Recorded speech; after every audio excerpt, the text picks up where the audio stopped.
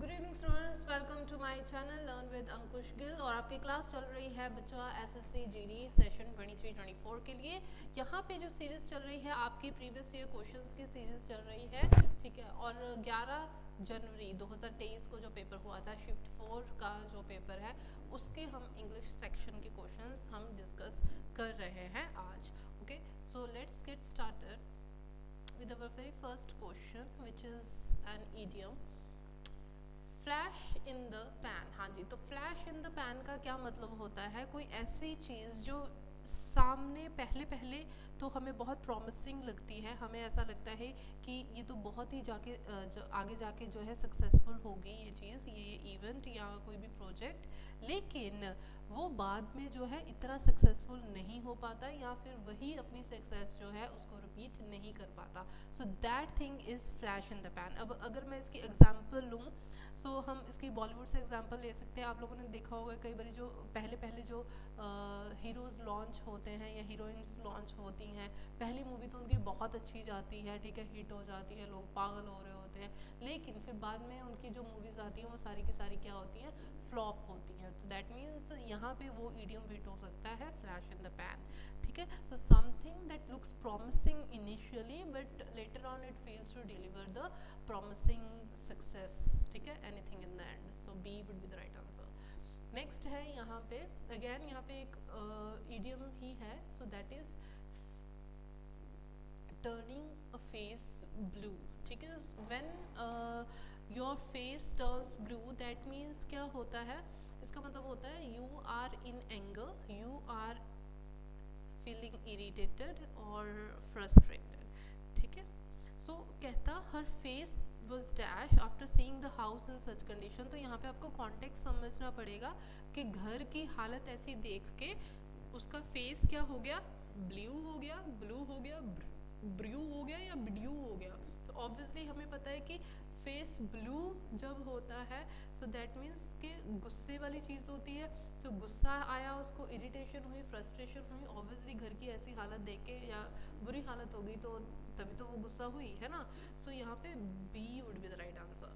चलिए, next is insipid. Insipid का मतलब क्या होता है? कोई ऐसी चीज़ जो कि बहुत ही ज़्यादा टेस्टलेस होती है। क्या होती है? टेस्टलेस, बेस्वादी, इसमें कोई भी जो है फ्लेवर नहीं है, फ्लेवरलेस है, ठीक है, उसको हम बोलते हैं इंसिपिड।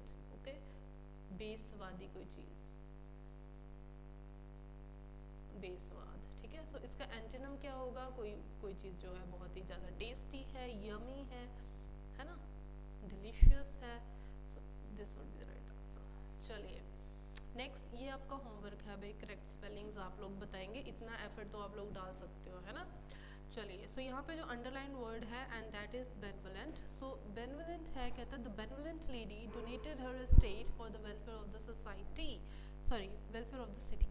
सो बेनवलेंट का मतलब क्या होता है? Someone who is kind, who is generous. अब एक उदारवादी कोई लेडी है, जनरस है, काइंड है, दयालु है, ठीक है, उसने वेलफेयर ऑफ द सिटी के लिए अपने सारा स्टेट जो है डोनेट कर दिया है ना।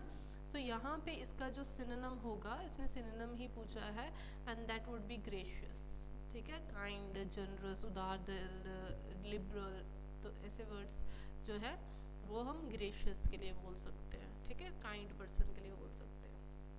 इनकरेक्टली स्पेल्ड वर्ड है, ये भी आप ही बताओगे कमेंट सेक्शन पे, मैं नहीं कर पाऊँगी, बहुत ईजी है।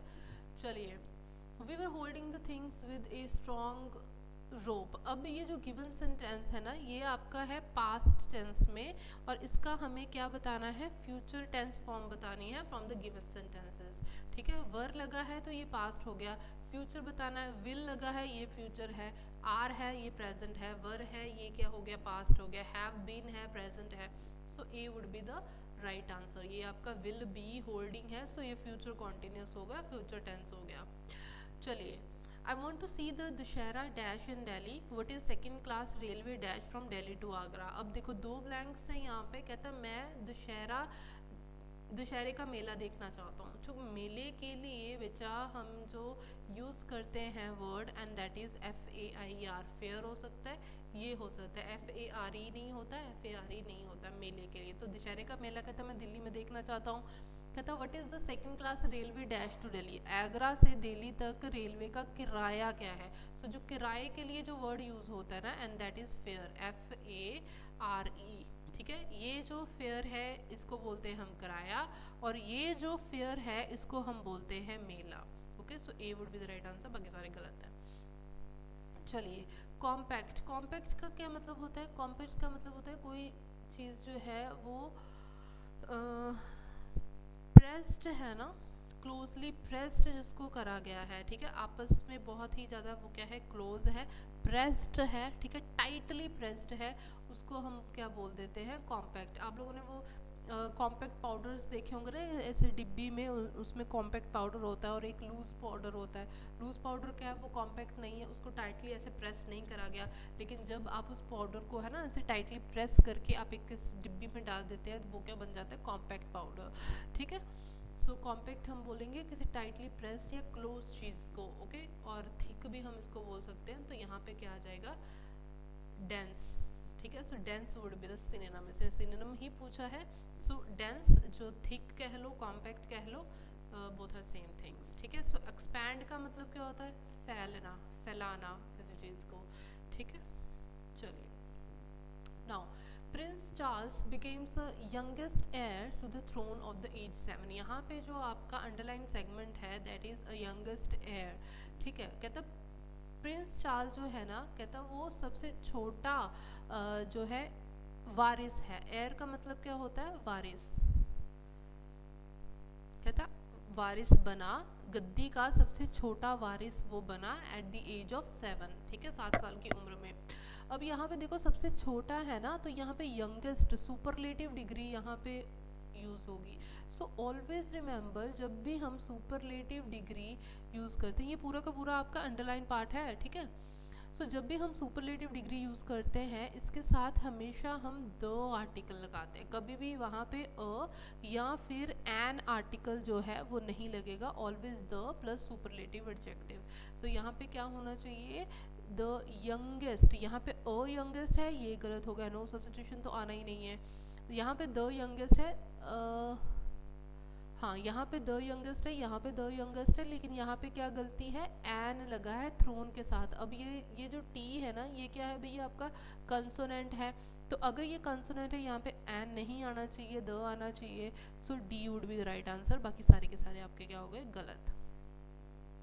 Next, she has barely made it, ये आपका अंडरलाइन पार्ट है। She has barely made it to the airport when she heard the news of her dad's accident. जब उसने अपने पिता के एक्सीडेंट की खबर सुनी तो मुश्किल से एयरपोर्ट पहुंच पाई, ठीक है। सो यहाँ पे देखो हर्ड क्या है भाई, ये सेकंड फॉर्म है ना। ये आपका जो नेक्स्ट वाला सेंटेंस है ये पास्ट में चल रहा है।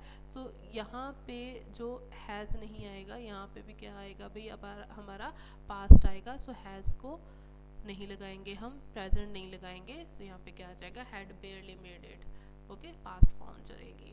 Next, your health could suffer if you spend more time, ये आपका अंडरलाइन सेगमेंट है, विद द ऑटोमोबाइल्स। कहता है आपकी जो हेल्थ है वो सफ़र कर सकती है अगर आप ज़्यादा टाइम जो है वो स्पेंड करते हैं किसके साथ, ऑटोमोबाइल्स के साथ। अब ऑटोमोबाइल्स क्या होती है, हमारे व्हीकल्स हो गए, मोड ऑफ ट्रांसपोर्टेशन हो गई, ठीक है। सो उनके साथ अगर हम ज़्यादा टाइम स्पेंड करेंगे तो क्या हमारे हेल्थ को, हम ज़्यादा टाइम स्पेंड करते हैं, 24 घंटे तो नहीं रहते ना उनके साथ हम। तो किन चीज़ों के साथ हम 24 घंटे चिपके रहते हैं, हमारे फ़ोन्स हो गए, हमारे लैपटॉप हो गए, हमारे टीवी हो गया, है ना। ऑलमोस्ट हम 24 घंटे इसको देख सकते हैं, है ना। उठे बस उसी टाइम हम इसको बंद करते हैं जब हम सोते हैं, अदरवाइज इलेक्ट्रॉनिक डिवाइसेस के साथ ही हम रहते हैं। और फिर क्या होते हैं, हमारे हेल्थ हैजर्ड्स शुरू होते हैं। सो इन फ्रंट ऑफ यहाँ पे आएगा इस जो है सेगमेंट के सब्स्टिट्यूशन में, ठीक है, in front of electronic devices आएगा यहाँ पे। चलिए, तो यहाँ पे हमने एक ही कॉमन वर्ड यूज़ करना है जो कि दोनों ही हमारे कॉन्टेक्स्ट में चलेगा। कहता है a dash is a nocturnal animal. Nocturnal animal कौन से होते हैं, जो आपके रात के जो जागने वाले एनिमल्स होते हैं, निशाचर जानवर जिनको हम बोलते हैं, है ना, नॉक्टर्नल, उसको हम बोल देंगे। And a dash needed for the game of cricket. Game of cricket के लिए क्या है भाई, उसके लिए बॉल भी होता है, बैट भी होता है, लेकिन बॉल हमारा एनिमल तो हो नहीं सकता, लेकिन ये जो है ये तो हो सकता है बैट, है ना, बैट किसको बोलते हैं हम, चमगादड़ जो होता है ना, उसको हम बोलते हैं. सो bat could be a animal and bat could be a that equipment of cricket. Okay, चलिए. To go that extra mile, ये ईडियम है आपका. इसका मतलब क्या है, जितनी रिक्वायरमेंट है ना, ठीक है, उससे ज़्यादा हम क्या कर रहे हैं, एफर्ट पुट कर रहे हैं, उससे ज़्यादा हम जो है काम कर रहे हैं. ठीक है, मान लो आपको एसएससी का पेपर क्लियर करने के लिए आपको 15 घंटे पढ़ने की ज़रूरत है 24 घंटे में, लेकिन आप 15 घंटे ना पढ़ के 18 20 घंटे पढ़ रहे हो. That means you are doing much more than required, है ना. So D would be the right answer. चलिए, हाँ जी. ऑटोनॉमी का मतलब क्या होता है, independence, independence, freedom, free from anything. ठीक है, उसको हम बोल देते हैं ऑटोनॉमी. सो इसका ऑपोजिट क्या हो जाएगा, एंटोनिम क्या हो जाएगा, डिपेंडेंसी. ठीक है जी, डिपेंडेंसी. एक तो है कि हम इंडिपेंडेंट है, एक है हम डिपेंडेंट है किसी चीज़ पे. चलिए, ओके. सो इसके हम देख लेते हैं. कहता है the most common health conditions that people today include heart disease, stroke, diabetes and cancer. कहता जो सबसे कॉमन हेल्थ कंडीशंस है जिसका सामना आज लोग कर रहे हैं, वो कौन कौन से हैं, हार्ट डिजीज़ है, स्ट्रोक है, डायबिटीज़ है, जिसका सामना कर रहे हैं, है ना. सो यहाँ पे क्या आएगा भाई, फेसिंग आएगा, पीपल फेसिंग टुडे. ठीक है, सो फेसिंग आएगा यहाँ पे. चलो, नेक्स्ट है dash they dash the illness side of the spectrum. कहता है जो भी लोग ऐसे एक्सपीरियंस कर रहे होते हैं ना ऐसे कंडीशंस को, वो क्या करते हैं, they suddenly go into that condition. So fall into का मतलब क्या होता है कि उस कंडीशन में आ जाना. ठीक है, उस इलनेस में, उस बीमारी में आ जाना. So suddenly get into a state,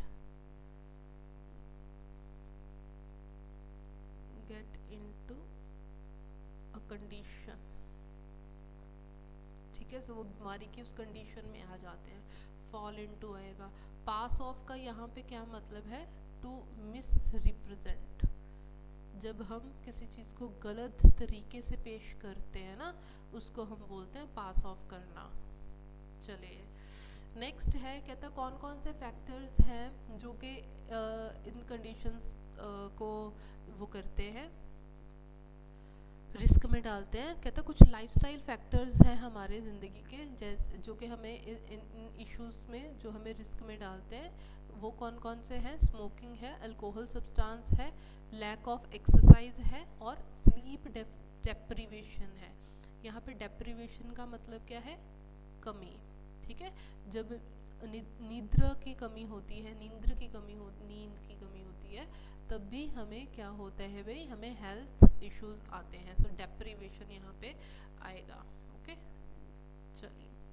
next कहता है and dash weight is another factor that can put one at risk for these conditions. कहता एक डैश जो वेट है वो भी एक कारण होता है, एक कारण है जिसके कारण हम जो है ऐसी कंडीशंस में, हेल्थ कंडीशंस में, इश्यूज में हम आते हैं. सो वो कौन सा वेट है भाई, अनहेल्दी वेट. एक होता है हमारा हेल्दी वेट. मान लो कि आप जो हो वो 5-6 के हो, ठीक है, एंड 5-6 वालों का कितना नॉर्मल वेट होना चाहिए, 60 to 62. ये मतलब इतना नॉर्मल है कि इतना होना चाहिए, है ना. 65 तक भी अगर हम कर ले, 63 64 इतना होना चाहिए. लेकिन अगर वही हम 80 हैं, 86 हैं, दैट मीन्स ये क्या हो गया, हमारा अनहेल्दी वेट हो गया. ठीक है, सो कहता है एक अनहेल्दी वेट भी जो है अनदर फैक्टर है जो हमें बीमारियों से ग्रसित करता है. स्पेशली वो वाला जो कि हम अपने मिड सेक्शन क्या है, हमारी जो बीच वाली बॉडी है ना, ये जो हिस्सा होता है मिड सेक्शन. कहता है जो हमारी बॉडी का जो मिड सेक्शन है उसके आसपास जो एरिया जो वेट होता है, ठीक है, उसके आसपास around the mid section. Belly fat जिसको हम बोल देते हैं, पेट पे जो चर्बी आ जाती है उसके कारण फिर पेट की बीमारियां, लिवर की प्रॉब्लम, फैटी लीवर, ये वो सारा कुछ आता है. Right, so B would be the right answer, around your mid section. कहता है वो जो स्पेशली वेट है वो भी आपको हेल्थ इश्यूज जो है वो मतलब उसमें धकेलता है, हेल्थ इश्यूज में. Okay, so I hope that makes sense. और आज की क्लास यहीं पे ख़त्म है। And learn with Ankush Gill, ये आपका क्या है बच्चा, टेलीग्राम चैनल है। ओके, इस पे आपको ये पीडीएफ जो है वो सारी मिल जाएंगी। और आज की क्लास यहीं पे ख़त्म, और फिर मिलेंगे हम कल। Till then bye, take care.